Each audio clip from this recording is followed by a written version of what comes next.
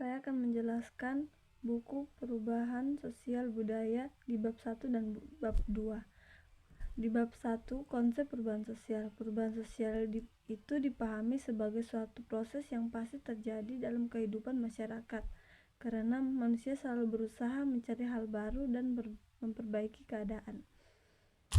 Perubahan ini mencakup cara hidup, pola perilaku, nilai, norma, serta lembaga sosial yang dapat dipicu oleh faktor internal seperti penemuan baru, konflik, inovasi, maupun faktor eksternal seperti bencana alam dan pengaruh budaya lain.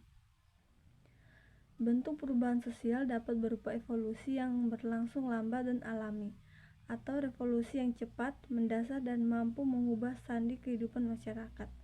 Selain itu, perubahan bisa berskala kecil yang hanya mempengaruhi sebagian kecil aspek kehidupan, atau berskala besar yang berdampak luas pada sistem sosial. Perubahan juga dapat direncanakan melalui rekayasa sosial oleh agen perubahan, atau tidak direncanakan sehingga menimbulkan akibat yang tidak selalu diharapkan. Bab ini menekankan pentingnya memahami dinamika perubahan agar masyarakat mampu beradaptasi serta mendorong membaca, melakukan evaluasi penelitian sederhana di lingkungan masing-masing. Di bab 2, konsep kebudayaan. Kebudayaan merupakan hasil cipta, karsa, dan rasa manusia yang dipelajari serta diwariskan dari generasi ke generasi. Ia bersifat sosial, simbolik, dinamis, dan terintegrasi, serta berfungsi sebagai pedoman hidup sekaligus sistem penemuan kebutuhan manusia. Kebudayaan memiliki 3 wujud utama: gagasan berupa nilai, norma, dan pengetahuan; aktivitas berupa pola tindakan sosial yang berpola; serta artefak berupa karya fisik seperti peralatan, bangunan, dan seni. Menurut Kwiatkowski, terhadap 7 unsur kebudayaan universal yang dimiliki semua bangsa, yaitu bahasa, sistem pengetahuan, organisasi sosial, teknologi, mata pencarian, religi, dan kesenian. Bab ini menegaskan bahwa manusia, masyarakat, dan kebudayaan adalah satu kesatuan yang saling terkait. Manusia menciptakan kebudayaan, masyarakat menjadi wadahnya, dan kebudayaan mengatur perilaku melalui interaksi sosial.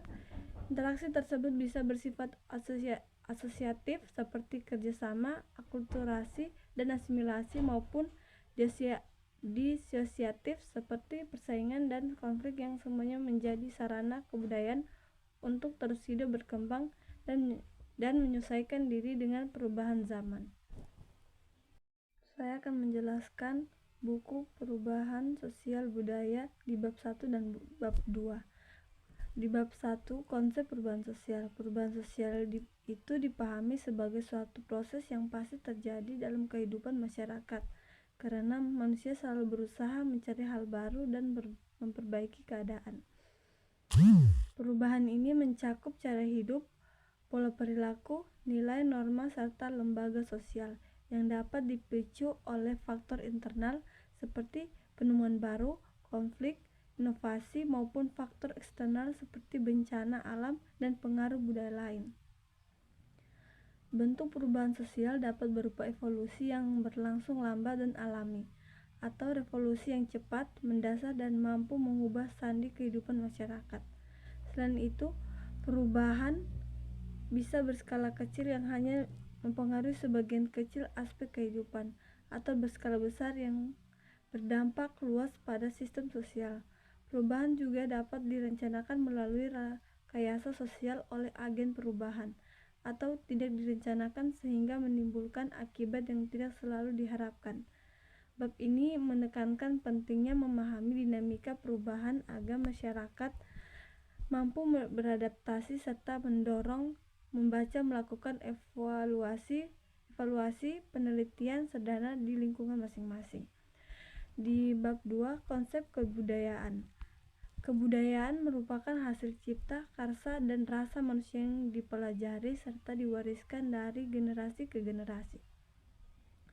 Ia bersifat sosial, simbolik, dinamis, dan terintegrasi, serta berfungsi sebagai pedoman hidup sekaligus sistem penemuan kebutuhan manusia.